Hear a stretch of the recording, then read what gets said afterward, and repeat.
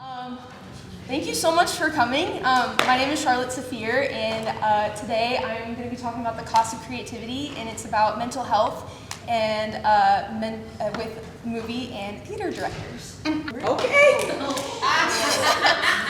This is a picture of me and my sister. So for my introduction, movies and theater has always been a big part of my life.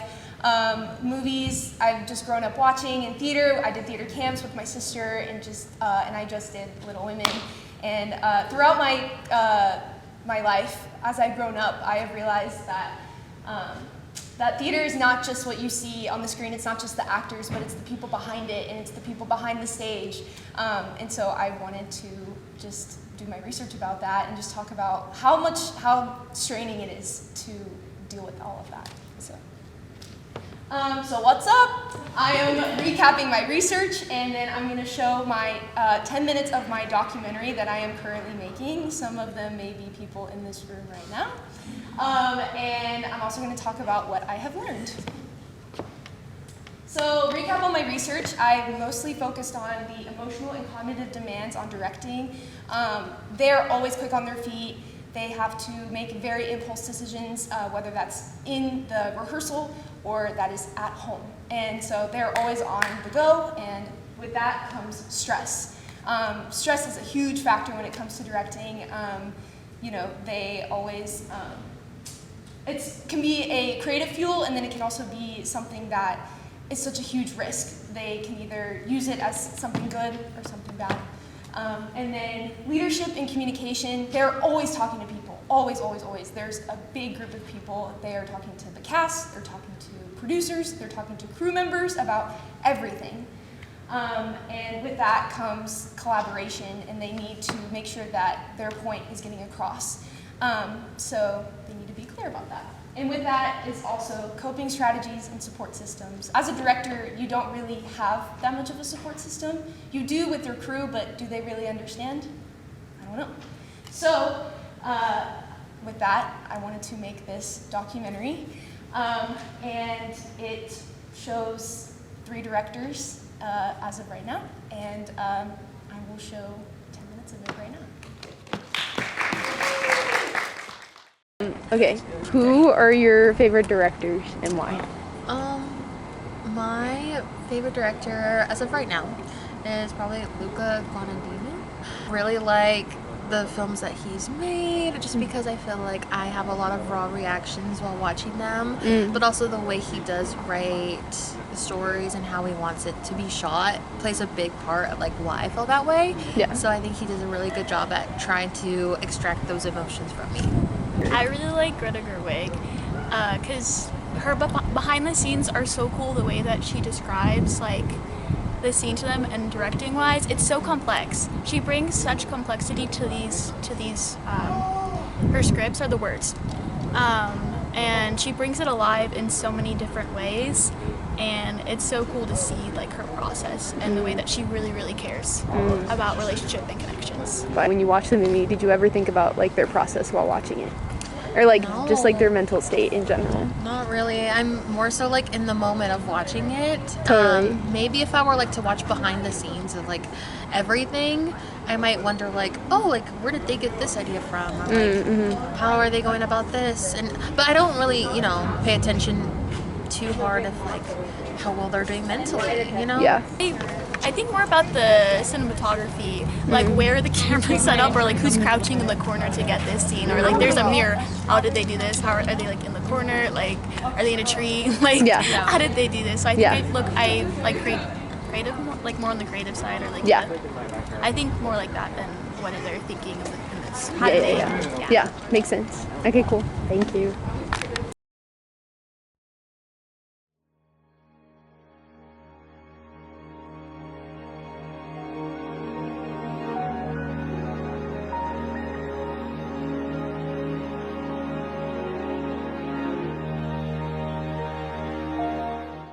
When have you felt the most pressure during a project or something?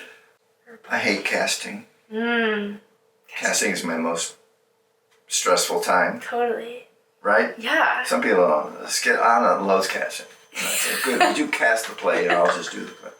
Right. So, because I've cast sometimes it's perfect, Sure. right? The other time it's who am I gonna, I don't Yeah, what are you gonna because I have another story, and it's a cool one. Okay.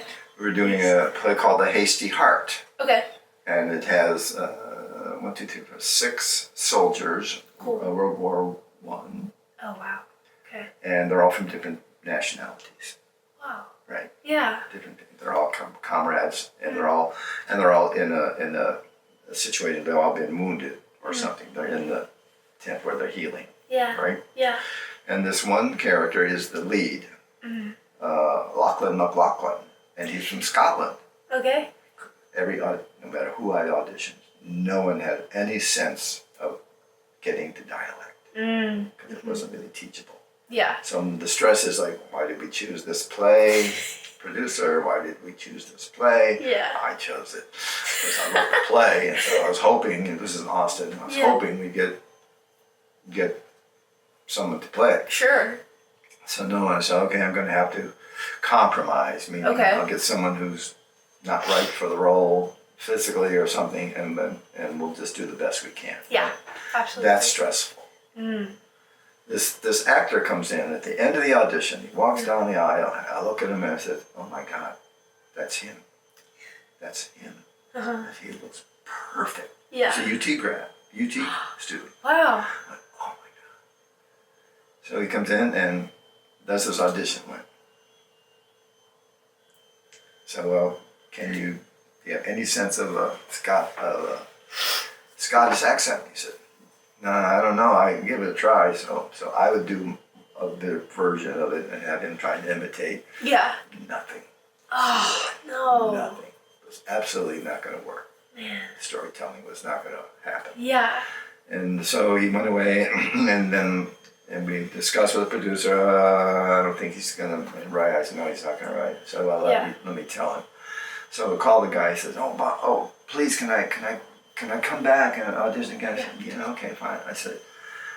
He said, because he really wanted to do it. Yeah, absolutely. Beautiful role. Somebody even watched the movie. It's a tearjerker. Yeah. Tearjerker. Yeah, me too. Okay. I get it. So he comes back and he said, "Bob, when do you have to cast this?" Well, I said, "I don't have to cast it right away." And we're still looking. He says,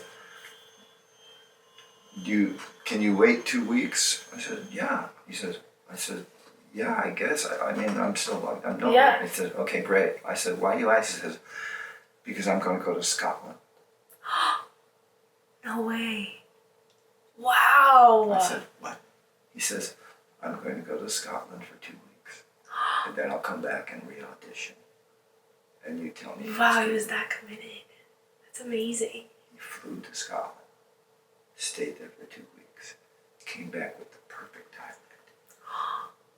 I lost my mind. That's my favorite story. He's in Hollywood now. Wow. So he took the stress away. Totally. Yeah. And his performance was just. Yeah. That's had to felt amazing. Like a whole weight. Yeah. So there's always stressing and casting. Yeah. For me. Yeah. Or you get 2 people that are perfect for each other. Perfect in the role. That's happened to me also. Well, I hate coin flipping. No. Yeah. You get to a point. So I've done that. Yeah. And then you have to tell the person. Oh, I know. All of that. So Still work casting hard. is not fun for me. Yeah, I know. I just did a show at Austin Playhouse, and it was cast. Oh, wow. They cast it. Oh, perfect. And I went in and I said, "I want power to change roles maybe." She said, "Okay, fine." And I said, "Oh, no, you guys were great." Oh. And we had a great time. Perfect. Yeah. That's amazing. So I like that process. Less stress Yeah. in casting. Yeah. But casting is so important.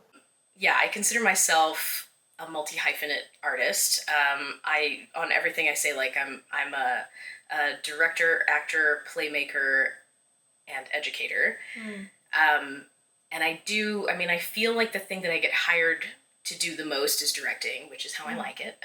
That's my bread and butter. That's what I got my MFA in. Yeah. And I have discovered, and I say playmaker because I'm a deviser, but I have also begun like getting into more like playwriting as well, Mm-hmm. where I've done like adaptations, or I've done like I have a script right now that's like starting to make the rounds, which is really exciting. Oh, that's so called exciting. El Rey del Pollo, which is Yeah, a King Lear yeah. adaptation. Mm-hmm. That's awesome. But that's like and like most of the other scripts that like fully have my name on them are devised pieces that were like concepts that I was like, okay, me and an ensemble, we gotta do this. Yeah. And as a producer, obviously there was Theater Nuevo in St. Louis, and that's where I got my start in producing. But now I'm the artistic director here at St. Edward's University at Mary Moody Northern Theater, which is a professional theater here in Austin, Texas. And also I'm an actor, which I kind of like put off to the side for a little bit, and I'm kind of getting back into it again now. And I was just like, oh, my lost love. Yeah. It's interesting because I turned what I think many people would consider a hobby into a career. And in a lot of ways, I'm like, I am so blessed to be doing so many amazing things. And then other times I'm like, rehearsal, I resent you. I just want to be home with my kid. Like, I just want to go play like Pokobia, Animal Crossing, Stardew Valley. Like, just I want to farm on a fictional island. Totally. So I think it can be difficult to compartmentalize, but it's not difficult to take one hat off for another hat, if that makes sense. I am aware when I am an actor that I am not the director, and I actually, in some ways, I'm like, this is easier because I just have to worry about me and what scene partner I am like working across and how I respond to that scene partner, like as somebody who does something akin to the Meisner method, but not exactly. It's difficult to juggle it all, and I know there are many theater artists out there who really feel like they're at their happiest, like as workaholics, right? And they're like, oh, this guy's working on 13 plays, she's working on 11. This one is doing XYZ, and I'm like, I cap out at like 3. Totally.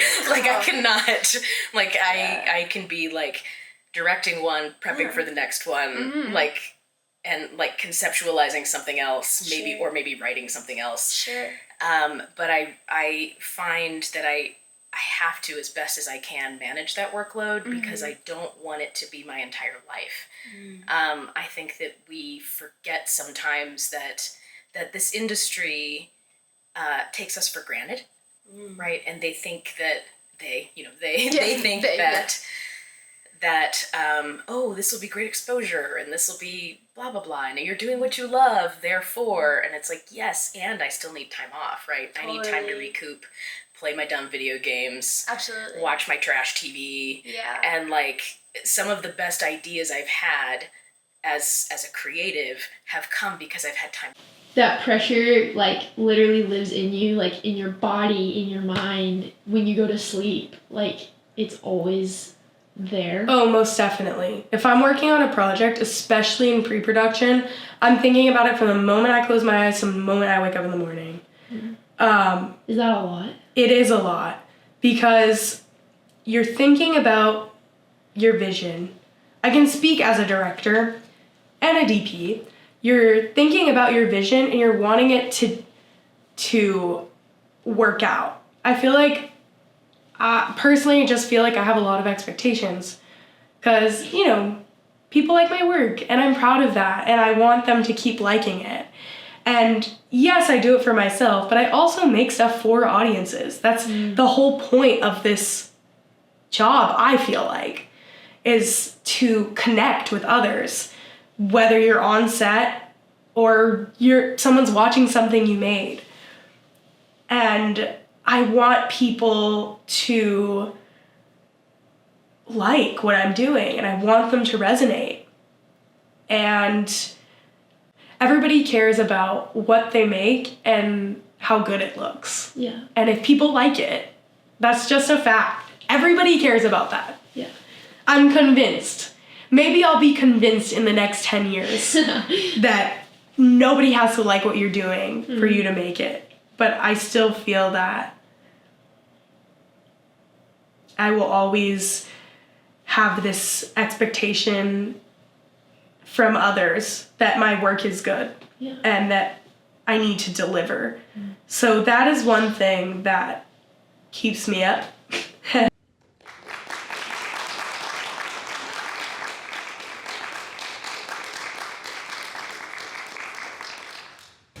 So overall, what I've learned from my thesis experience is that every director is so different. Everybody has their own creative process. Everybody has their own timeline. Like, everybody just has their own way of doing things, and that is okay. And, you know, it would be awful to have the same director over and over and over and over again. You wouldn't like that. You'd probably want someone different, someone new and creative. Stress is something that never goes away, but you can also fix it. Stress is something that will always live in us, even after the show, even after, stress is always going to be with us. But you can also use it for good, and that's okay, and you can use it creatively.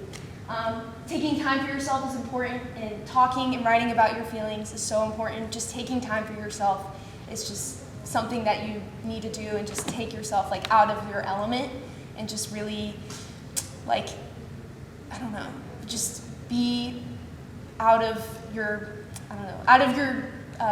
like, just your job. It's job, and then it's your work life. You need to separate that. And, you know, whether that's journaling, that's talking to somebody, that's playing video games, you know, it's whatever you want. And I think even though we see directors above the surface, there's something more below that surface.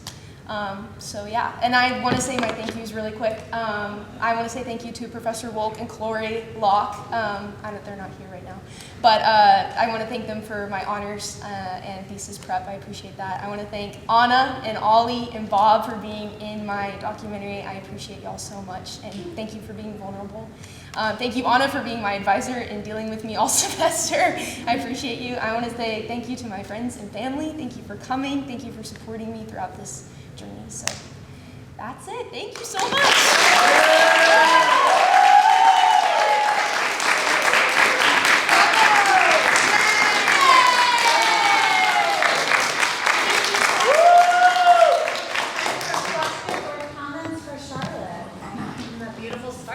What's up? Hey.